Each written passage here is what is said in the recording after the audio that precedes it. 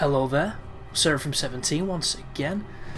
This is my Devil May Cry, Dante Must Die difficulty, video walkthrough.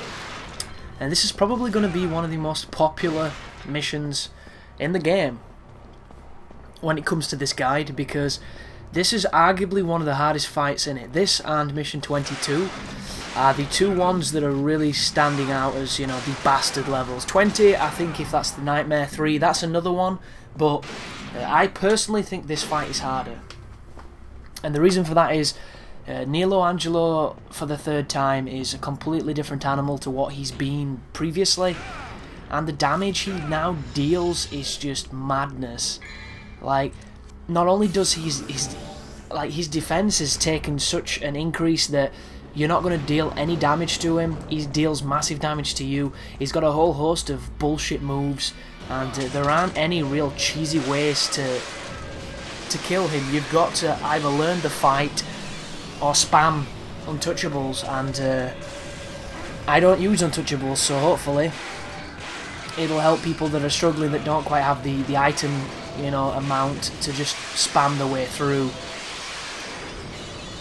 But as soon as you come through that window, passageway, you know, vestige into another world, you're going to be immediately attacked by those two frosts. And they actually attack you during the cutscene, and I didn't move, so that's why I took that damage. This room here as well, this is another fetish room. This is one of the worst rooms in the game. If you, for whatever reason, do not stay on top of these fetishes and they devil trigger, you're probably going to die almost every time, because when they devil trigger, they take too much damage, they do too much damage to you. It's a really rough room, and I didn't even realise that this room could be difficult until these guys devil triggered on me once, and I got my ass kicked. It was nasty. One thing to bear in mind, if you re-enter this room, there's a possibility that you might get nobodies instead of fetishes.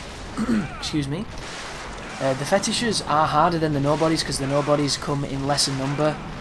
So if you don't want to do this fight, you can skip it potentially by coming in and getting the nobodies instead. I do not think you can skip this fight because I went towards the doorway that leads to the area you need to go.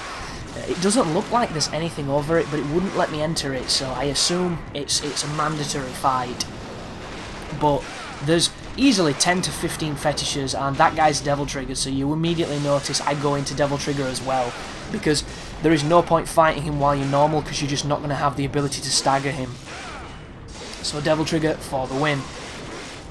And this game really makes you, you know, appreciate and respect the power of devil trigger, because like Devil May Cry 3, everything devil triggers against you, and it's just another day at the office. It's just, you know, now I have to punch this guy 9 million times as opposed to 9 times, and you kind of get used to bullshit. But this game, you can kill everything without even getting close to devil triggering, as long as you're on the ball. And I completely forget to use the crank on this moment, which is kind of funny. But I think I edited it out when I was doing it, so what you have to do here is you have to smack the fireballs back at this dinosaur. I do think the speed is different on different difficulties, because I always get caught out because I think it's going to either be faster or slower than it is. But if you do this 3 times, it will scatter the bones of the T-Rex, and it will then show you that there's some fancy invisible platforms. And I don't know whatever technology is in these invisible platforms, but I do believe that the Crystal Caverns on Dark Souls could definitely benefit from having, you know, that feature, because you can't see those platforms under any circumstance. There's just nothing there. You have to use the stupid prism stones or arrows or whatever you want to use. But that's going to formulate the Quicksilver. That's going to enable you to get into the doorway where the boss is. And I'm going to show you a couple of shortcut jumps here to get across this area, because I do not like the jumps on this part of the game. I think they're bad. And I've done them enough times now that I do have some, you know, quicker ways to do it. So hopefully that should enlighten anybody that's having trouble there. And never forget to do the stinger jump off that platform. It skips a bit of time so you can get through the level that little bit quicker. And you do not have to fight anything in this room now, just skip them, run to the other doorway that I ignored before, and go through that. And I would recommend going into this fight with full devil trigger, because when you die, and you will die, when it respawns you inside the room with your yellow orbs, it will generally give you full Devil Trigger. And you need that for the start of this fight, because you can hit Nilo off the bat with a couple of these meteor moves. If you charge them enough, you can deal some serious damage to him. The only problem is, they are limited by how much Devil Trigger you have.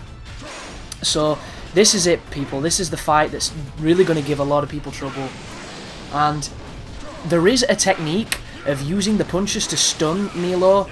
There's also a slash cancelling technique, but both of them are really complicated and they take a lot of learning. So instead of doing those, I decided to try and, you know, take some of those information and build it into my own strategy. And my own strategy is fight Nilo, be evasive, build your Devil Trigger up. When you have Devil Trigger, wait until you have an opening to do damage and then hit him with either the Kick 13 or just some normal punches. And that is pretty much my technique.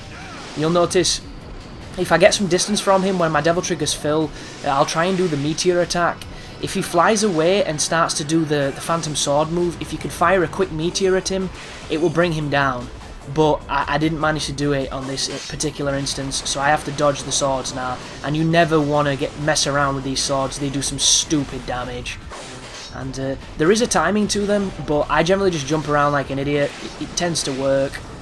Be careful when he comes in, because he's going to do, yeah, he's going to do that. And if he'd have caught me in that full combo, I would be dead. But every time he blocks when you do a punch, you've got enough time to make to do a taunt. And you want to do it to get your Devil Trigger up, because it's going to really help. Like when he taunts, that's when he's vulnerable to do any attack. So make sure you time your best attacks when he's vulnerable. He's doing his crazy stinger move there. I jump away from him. When he's doing that as well, whenever he starts using his Meteor, you can hit him with any move you want to hit him with. That is one of the moments of weakness. He will not block you because he's already committed to an animation. So right now I'm just evading, hitting him with my grenade launcher to build my Devil Trigger. He's teleporting, doing his crazy slashes. Just, ooh, that is the damage that this guy can do. Look at that, man. 2 hits and I'm barely alive. But that's what this fight's about. You don't get many mistakes, and if you don't make mistakes, you'll beat him without, you know, any real issue. But I make plenty of them, so I make them so you don't have to type deal. But we're both on red life, so this is when it starts to get really interesting. And I block his slash there somehow with my jumping attack, which is not recommended, but it does work.